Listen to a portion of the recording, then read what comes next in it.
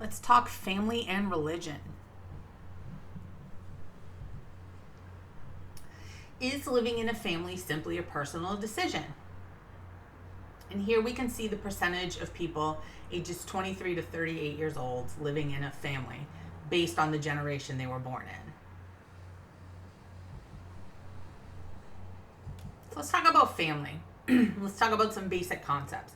So family refers to a social institution. It's found in all societies, unites people in cooperative groups to oversee the bearing and raising of children. Now, kinship refers to a social bond based on blood, marriage, or adoption. And when we talk about a family unit, we mean a group of two or more people related by blood, marriage, or adoption who usually live together. Marriage, then, is a legally sanctioned relationship.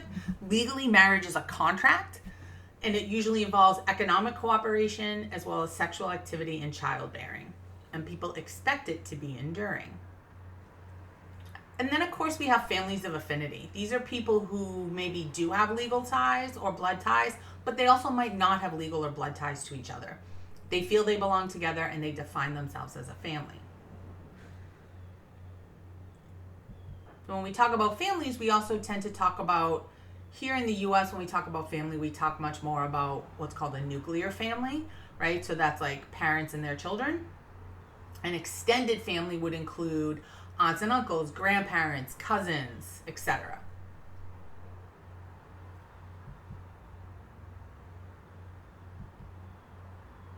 So let's look at marriage patterns, right? So marriage patterns are cultural norms that identify people as either a suitable or an unsuitable partner for marriage. Endogamy is marriage between people of same social categories. Most people tend to marry someone who is of similar social standing, and then those people often pass their social standing on to their children.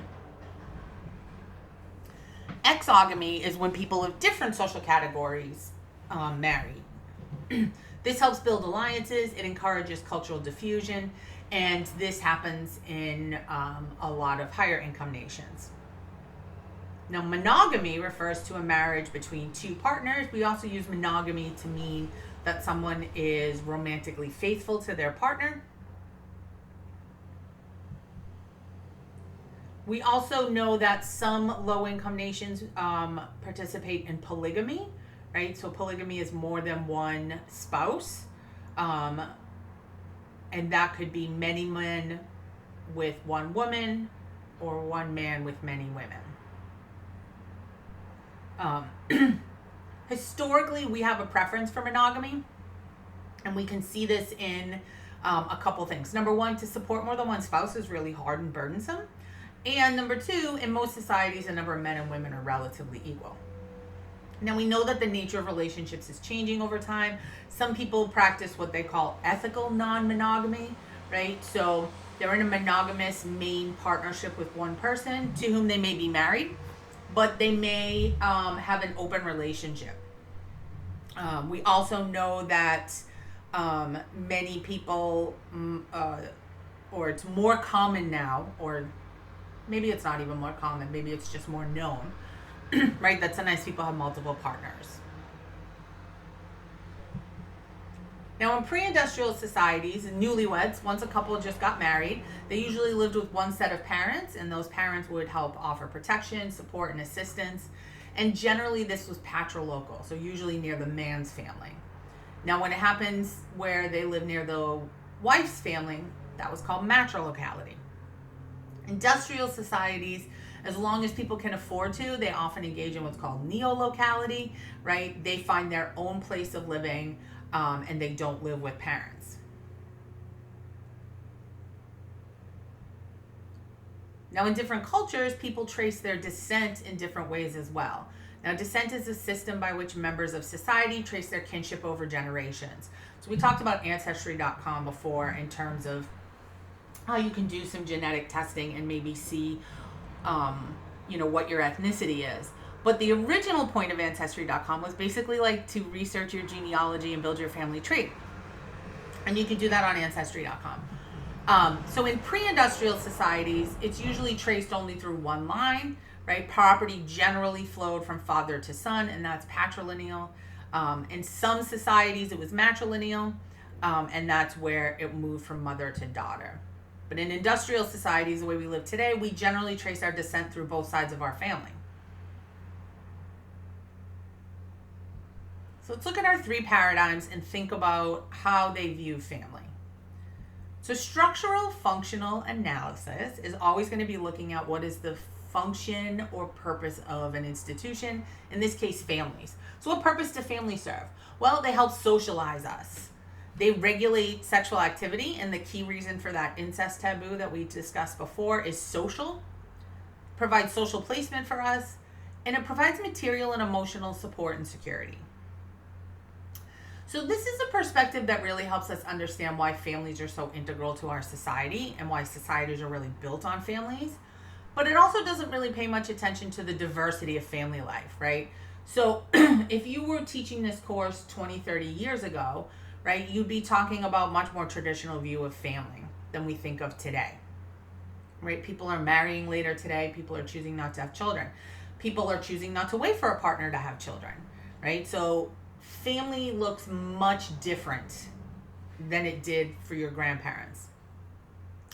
It also overlooks like patriarchy and family violence and some stuff in the family that is not very functional. The social conflict analysis and feminist theories are going to look at inequality and the role that family plays in that. So families do perpetuate social inequality, right? So one way that happens is through property and inheritance, right? How is property, if your family is lucky enough to have wealth, how is that wealth perpetuated? How is it inherited? How is it passed down the line? Families often can perpetuate patriarchy. We often have double standards in families for how sons are expected to behave versus daughters. And in terms of race and ethnicity, marriage can really be a way of shoring up racial and ethnic lines if people tend to date and marry people of similar backgrounds. So this is a perspective that shows us another aspect of family life. But again, it ignores what the structural functional perspective talks about, which is like what purpose and functions does family serve? Now, we can also look at this on the micro level from that symbolic interaction perspective. Families provide opportunities for intimacy. Intimacy does not have to mean like, naked sexy time, right? It's a place where you generally are safe, where you can be vulnerable. Over time, families build bonds. Not all families are obviously healthy or safe or filled with good bonds. But in many families, people have strong bonds. They feel a lot of loyalty to their siblings, to other people in their family. Parents initially are responsible for discipline, and that sort of limits the closeness that we might have with our parents or changes the nature of that closeness. But as we become adults, those kinship ties open up to more sharing. Now, social exchange theory says that courtship and marriage are forms of negotiation, and that dating basically allows us to shop around for a mate, right? When we're dating people, we're looking for someone who, might have similar values to us, wants the same things from us in life. So these perspectives are really looking at the individual experience within a family, and it provides a counterpart to that structural functional perspective and the social conflict perspective. But then when we look at something on an individual level, it means we're not looking at it in terms of the big picture. And the reality is that family life has a lot of similar things for people in the same social and economic categories.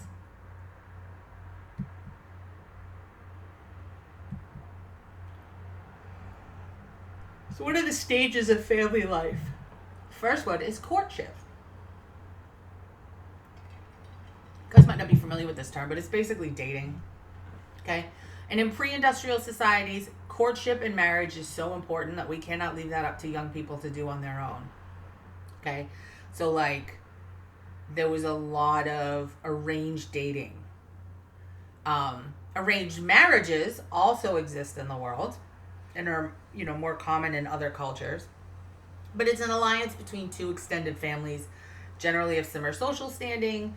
Also involves an exchange of wealth and favors, right? So a dowry was often paid by a bride's family to the groom's family. And early on, romantic love doesn't have very much to do with marriage, okay? We're also all socialized, even if we don't necessarily want to pursue marriage, to be thinking about like what makes somebody a good partner. Now, as a culture becomes industrialized, that weakens traditions and it erodes the importance of extended families. Now, our culture values romantic love, and we think this is the basis for marriage, right? And so when we talk about romantic love, we mean affection and sexual attraction towards another person. This is also something that motivates young people to leave the nest, right? To like, sorry, a big truck is going down my street. To find a partner, get a place together, be married, go out on your own. But romantic love waxes and wanes. Even people who've been together and married for a very long time, right? You're not going to always be at that peak high of when you first met somebody. And this is not really a super stable basis for marriage. It's part of why we have a very high divorce rate here in the US. So our culture gives young people this very idealized view of happily ever after, right? You think about fairy tales, rom-coms, you're going to meet your special person and then it's happily ever after. Everything's great after that. Okay, well, we're humans and we can't be interacting with humans on any kind of regular basis or living with them without getting on each other's nerves, right? We tell women in our culture like marriage is the key to happiness, right? Our view includes a lot of fantasy. We see this from everything into like what your wedding should look like, and you know what your marriage is going to be and how your marriage is going to be different from other people's. Now, generally speaking, there is a correlation between a sexually satisfying relationship and satisfaction in the relationship overall. Also, ideally, we're like, hey, when you're married to someone, we don't cheat on people, right? But we do know that cheating is common. Okay, so infidelity, about 86% of US adults say it's wrong, but nearly 20% of married men and 14% of married women have been unfaithful. Wah, wah, wah. Okay, a lot of people also, part of being in a family might include child rearing. Again, this is a thing that's changing. Many people are childless by choice today. And this is overwhelmingly, we live in a culture where we're really like, wow, this is the greatest joy you can ever accomplish. And many people will tell you that you can't possibly know love until you've had a child and you have that bond with a child. Few people want more than 3 children. 2 centuries ago, 8 was the norm. Guys, when I was in college, I had 2 very good friends. One is one of 9 children and one is one of 19 children. 19. Okay? In pre-industrial societies, children supplied needed labor. Your kids would like work in your farm or, you know, work in your tailor shop, whatever you did. In industrialization, we don't have the same needs for a labor supply. It costs about $306,924 to raise a child today. So a child born a year ago, right? It's going to cost you over $300,000 to raise them. Children are expensive. Parenting is also a long-term commitment, right? So adults, a lot of people are delaying parenting. And a lot of people, both parents have to work outside the home. And so that really impacts these decisions in a way that people weren't impacted before. So here you can really see how all these parts of society work and connect together, right? Because we talked before about how these high-paying, skilled jobs, right, have started to disappear from the US and maybe have gone overseas. Well, when those jobs existed, like in my grandparents' generation, my Nana didn't work. There were spouses that worked, right? But my grandfather made enough money in his job to support his wife and a family of 5 children. Now, he worked a lot. He was a police officer. He did a lot of details to work overtime because he also put all the kids through Catholic school. But today, you'd have to have a real whopper of a job to be able to have 5 children and support them on one salary. It's very hard to do. And so here we can see what, you know, a lot of families look like in terms of like, are they just a mom? Is there a mom and a dad there, right?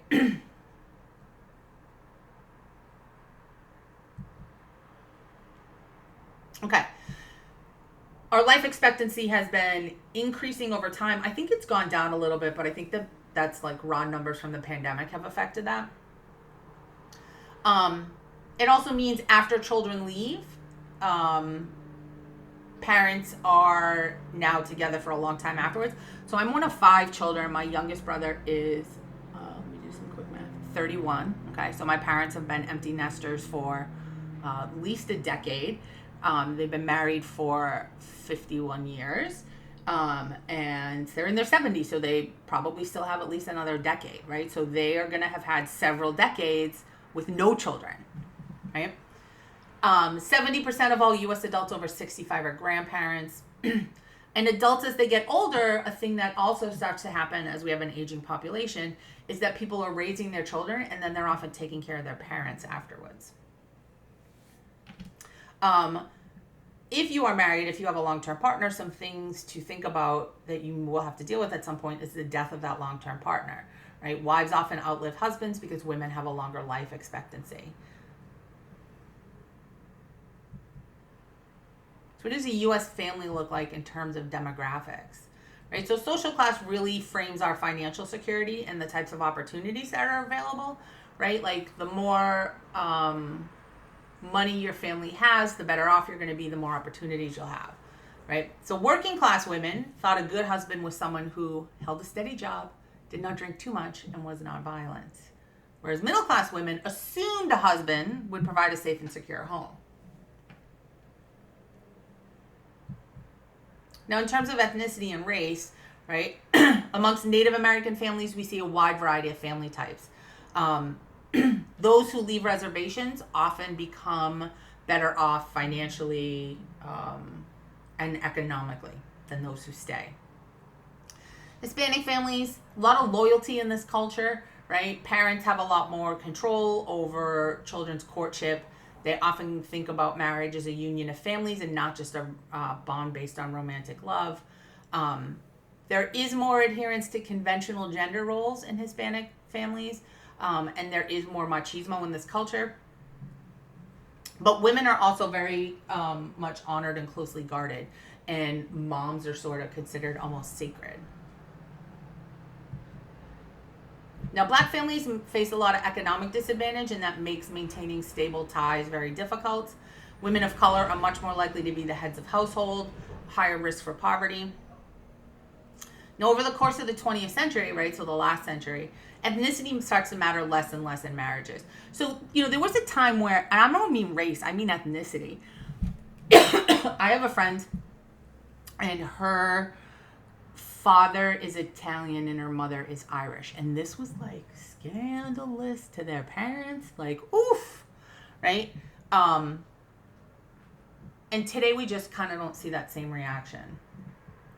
Race is still a strong consideration. And it wasn't until 1967 that the Supreme Court said, yeah, banning interracial marriage is illegal.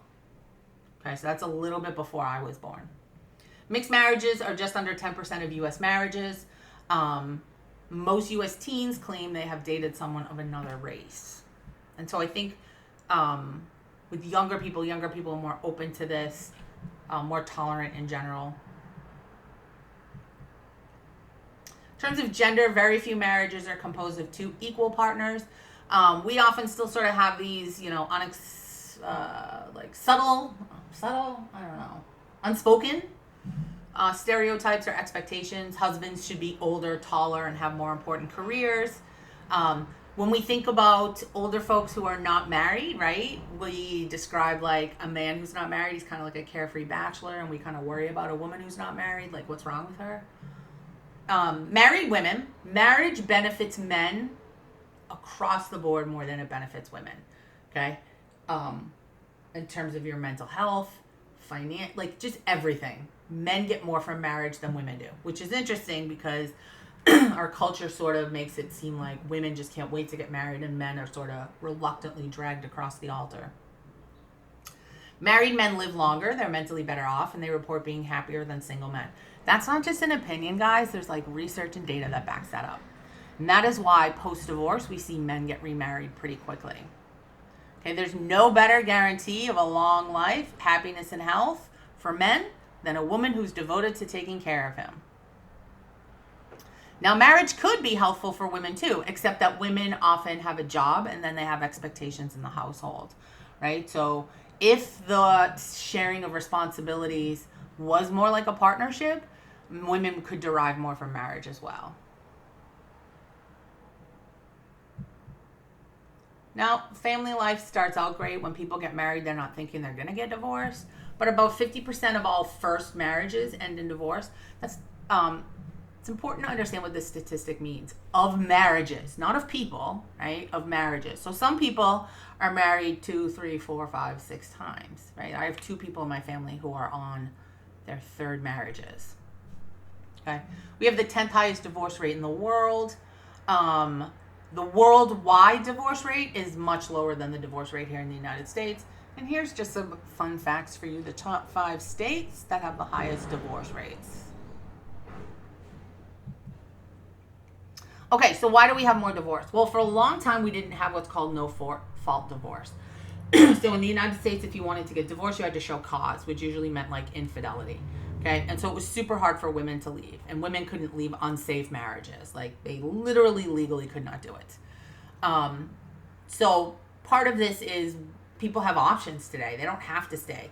There's less stigma around divorce. It's more socially acceptable. It's easier to get a divorce. Okay. Also, individualism is on the rise. A lot of people are more concerned about like their personal happiness than wanting to have a family and raise kids. And that is not a judgment call. That is completely a valid life choice to make. To say like, I'm in it for me, or I want a partner, but I don't want kids. Romantic love often fades, right? People break up. People think like the grass is going to be greener somewhere else. And yes, when you initially start seeing someone else, you have all the butterflies and excitement that go with that. But guess what? That fades too. And being married is stressful, right? If you guys just even have roommates, which I imagine most of you guys live with at least one other person, right? It's stressful. You don't like the way they put the toothpaste away. You don't like the way they put the dishes away. Like, stuff gets on your nerves. Here we can see the divorce rate over time in the U.S. And then we can see it by state. Okay, so what kind of people are most likely divorced? People who get married young, right? Marriage after an unexpected pregnancy, if that's the only reason you've gotten married. Does one of your partners have substance abuse problems? Do you have a lot of options, right? Like, are you financially independent and you're just kind of like, F this, I don't need it?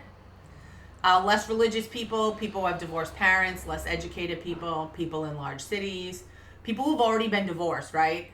I mean, that just kind of makes sense, right? Like, if you've already been divorced once, it's not going to be that hard to get divorced a second time.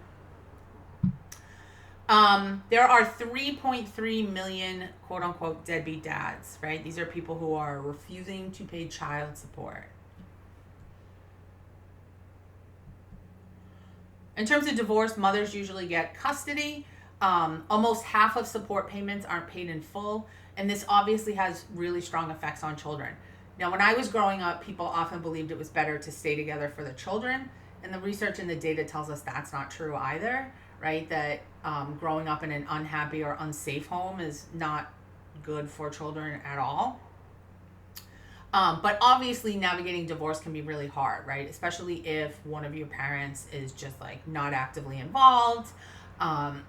You might have to navigate them having like new partners. Kids often blame themselves. Okay, when my niece was 5, her parents were never married, but her dad decided to leave. And probably the thing that has broken my heart the most in my entire life was her crying and asking me, why did her dad want to live somewhere else? Right? So when you're little, you don't understand that it's not about you. You're just like, why does my dad not want to live in my house? Now, more than half of people who divorce remarry, generally within 5 years, and most often men. Okay, this creates blended families. This can be really difficult, right? Sometimes now, especially if you're older and one of your parents gets remarried and that person really wants to take a step-parent role, but you're like, I'm grown. I don't need another parent, right? What do the new relationships mean? What are responsibilities for people?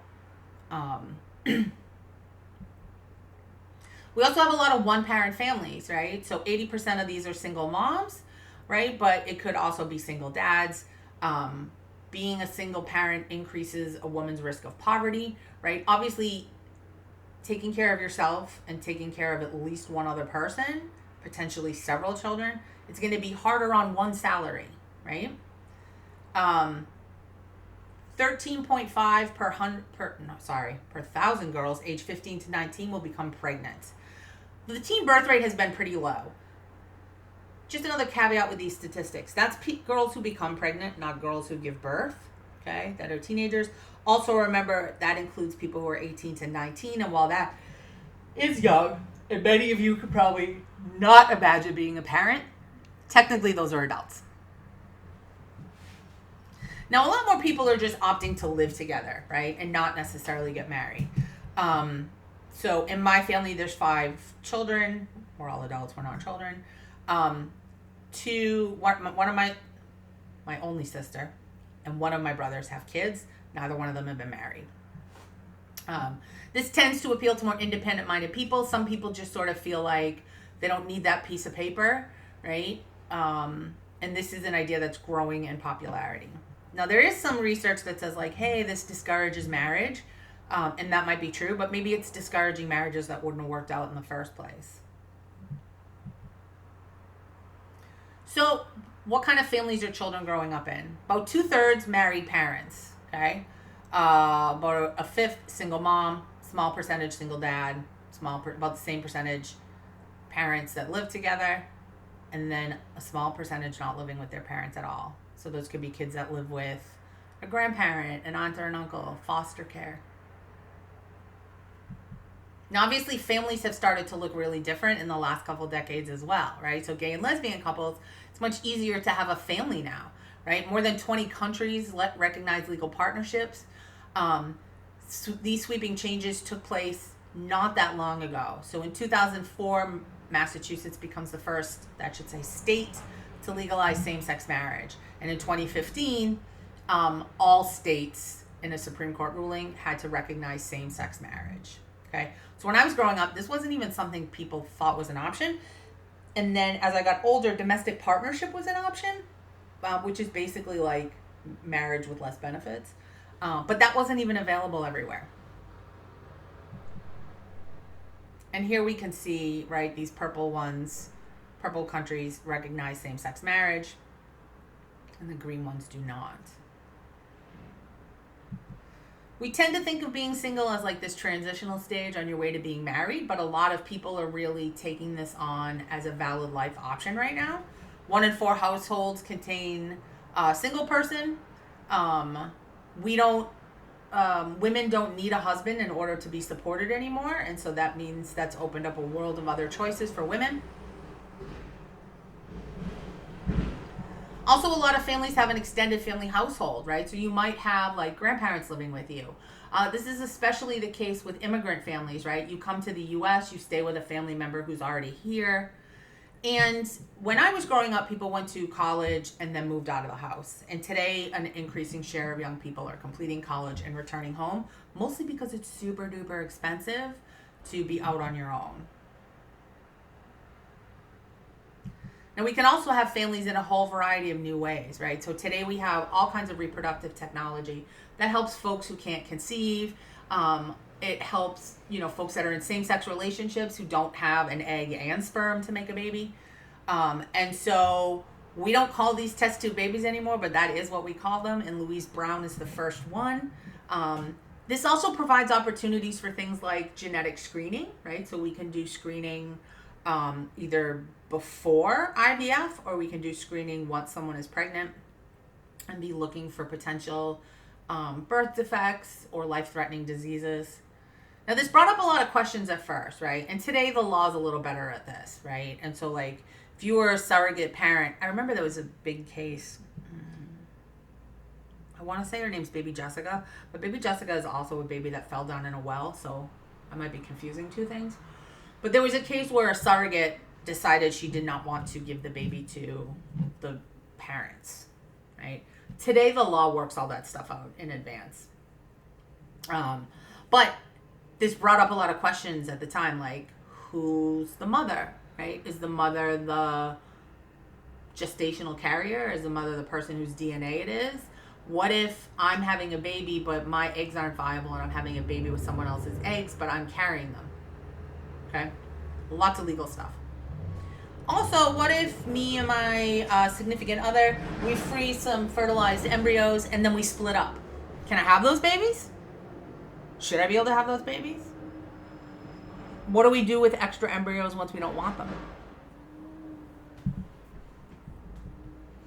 So today's marriages are about as stable as those a century ago, right? So remember, like a century ago, people weren't married for as long of a period of time because people were dying. Family life is becoming more and more diverse. Men are starting to play more of a role than child rearing, right? But given that we still have a pretty high rate of divorce here in the U.S., this weakens children's ties to their dads. We will continue to feel how economics impacts families. And the line between family life and working life is becoming less clear. This is especially true for folks that work from home, which initially might seem like such a great idea, right? Like I can be in my pajamas. I'm working from home right now because it's summer, so I'm recording this lecture at home. And of course, I'm not dressed for work. I got the windows open, I'm relaxing here. Right, but that also blurs some lines. Once I start doing work from home, at what point do I draw the limits, right? How do I maintain a work-life balance? All right, turning to our second topic in this chapter is religion.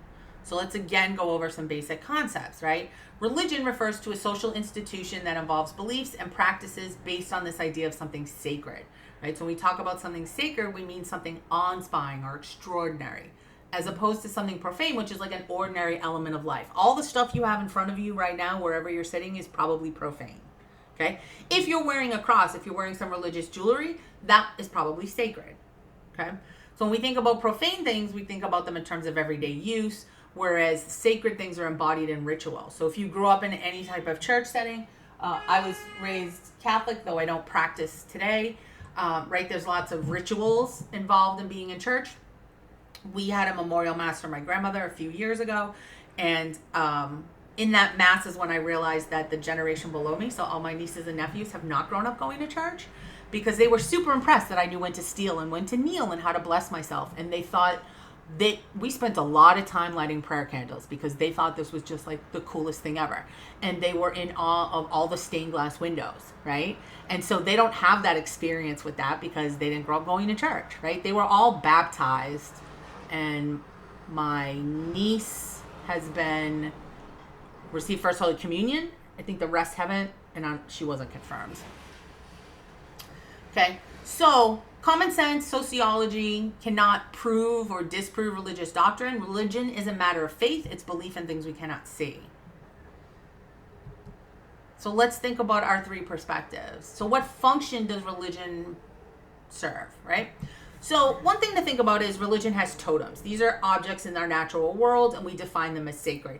So again, right, like maybe you have a necklace that's a cross, and to you that has strong religious meaning. Maybe it's even been blessed by a priest, right? When my niece was little, she called those tea necklaces because to her, they didn't have that same meaning, right?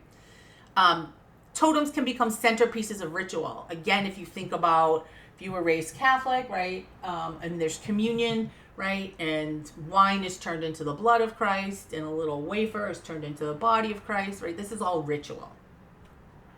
Now, Durkheim says that religion serves three major functions for us. One is it establishes social cohesion, right? So it's a place of bonding. Now, my paternal grandfather, super into church. He and my grandmother went to church religiously. Once my grandmother passed away, they were married for over 50 years. My grandfather had a long-term relationship with a woman from church. Like, they did social stuff with church. All their friends were from church. Church really provided social cohesion for them, okay? Church also promotes social control, right? What are we learning in church all the time? Again, if you're raised Catholic, you're probably familiar with the concept of confession. Sorry, I'm just giving you Catholic examples because that's my home base of knowledge, right? Where you're going to go and confess your sins, and you're told about how God can see everything you're doing, right? It also provides meaning and purpose. Some people find real peace in going to church. One of my closest friends in college, whenever she was struggling, she found, we went to Catholic school, so we had Catholic college, so we had, what do you call it? This church on campus. And she found a lot of peace and solace when she was having a hard time and going and praying. So religion represents collective life of society in theory, in this theory, but it also really downplays religion dysfunction. So while there's a lot of positive things people can get from religion, there's a lot of negative things. Now remember that symbolic interaction perspective is really looking at how we derive meaning from something, right? And so religion can really provide a sense of security and permanence. One thing that religion provides us with is when bad things are happening to us, right? We say, oh, God has a higher purpose, and it's not our place to know what that purpose is. Okay?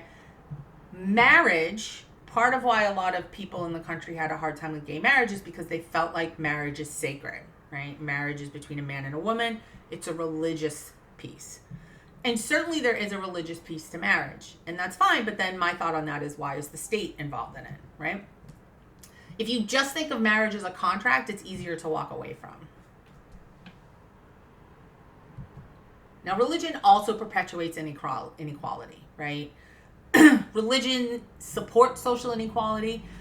Again, growing up in the Catholic Church, all kinds of rules not open to women. Women cannot be priests. Girls can be altar servers now, and they were by the time my brothers were older. They're about 10 years younger than me, but they weren't when I was growing up. It encourages people to endure without complaint. And there's a lot of inequality through gender roles. Now, feminist theory is going to talk about the same thing, right? So most major religions are patriarchal in nature. And so they often support inequality.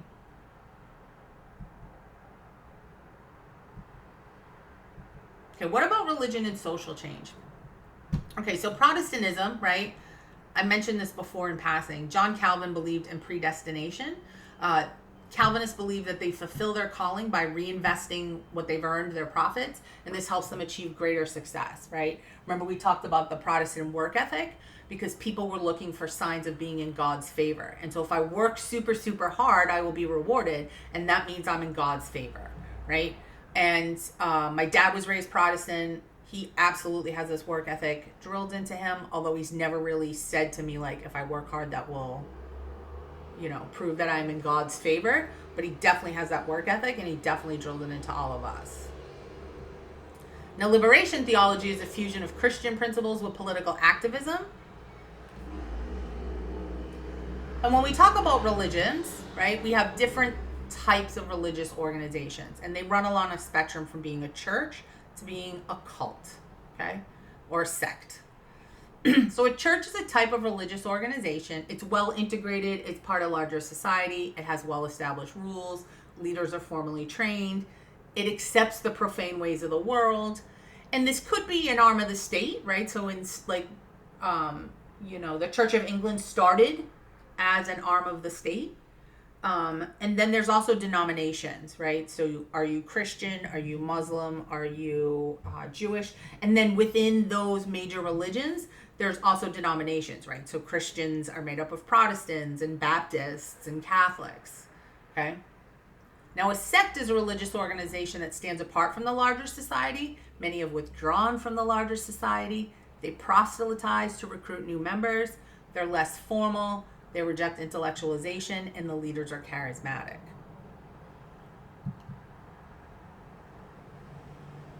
Now, cults are religious organizations that are generally outside of society's cultural traditions, and they form around a highly charismatic leader. Okay, and if you just pop on Netflix today, you can find several documentaries about cults. We often look at their members as crazy, even though they are not psychologically crazy. That sounds terrible. Pretty much every major religion started as a cult, right? Christianity, once upon a time, Jesus was pretty radical. Now, in terms of history, right, early hunters and gatherers believe in animism. This is the belief that elements of the natural world have conscious life forms that affect humans. We see this in Native American culture quite a bit, right? In pastoral and horticultural societies, I really should have shut the window before I started recording this. They believe in a single divine power. Agrarian societies, religion becomes more important. And in industrial societies, we start to have a growing emphasis on science. And religion persists, though, because science doesn't explain everything.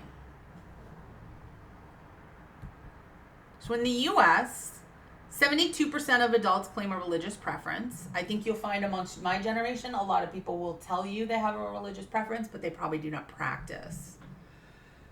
Almost the same percentage, so about 3/4 are Christian, and that breaks down to Protestant, Catholic, Mormon, and Jewish. Sorry, Protestant, Catholic, and then we've got some other percentages here for Mormon and Jewish. 64% say they pray weekly.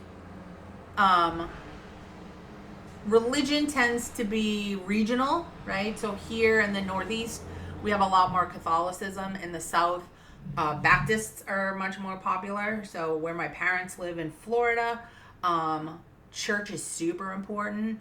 You drive by a church on a Sunday and those parking lots are packed.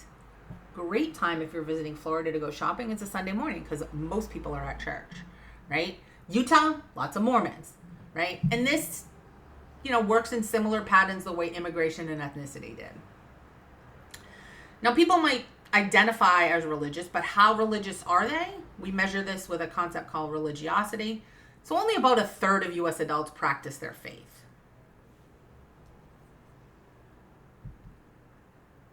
Membership in established mainline Protestant churches has been declining. This is true of Catholic churches as well. People sometimes move from one organization to another. The broad strokes of almost every major religion are the same. They all kind of boil down to that golden rule, right? Do unto others as you'd have done unto you. But people often, might move more fluidly from one denomination or one church to another than they did in the past. And so here you can kind of see a breakdown, right? You can really see how these colors cluster together. Now, our changes in religious diversity reflect changes in society overall, right? So in terms of social class, there's a lot of variability within every denomination. In terms of ethnicity, religion is tied to ethnicity, right? Because generally speaking, whenever your people came here to the US, whatever culture or country they came from, right, probably has a predominant religion, right? So you often hear Irish folks referred to as Irish Catholic, right? We also have secularization. So there's been a decline in importance of things that are supernatural or religious, right? And this happens as societies become technologically advanced and when science becomes a dominant mode of understanding. This doesn't mean religion is dead, right? We also hear a lot of people say like they're spiritual, not religious, or they believe in religious tenets, but they don't believe in organized religion. Now, conservatives see this as a mark of moral decline, and progressives really think we should have an ability to choose what we want to believe. When we also have here in the US what we would call civil religion. This is a quasi-religious loyalty that links individuals in a secular society. Okay, when you think about America and our patriotism, that's civil religion. Okay, we pledge allegiance to the flag. We play the national anthem at sporting events. They don't do this in other parts of the world, and they think we're bananas for doing it. And if you think about it, it is a little weird that we make children pledge their allegiance to a flag in school. And yet, I know you can all sing the national anthem, and you can all recite the Pledge of Allegiance. As I mentioned, we also have people who are seeking spirituality, right? So that's sort of an idea that there is a higher power, and we're all connected, and there's a spiritual world, but that might not look like formal religion.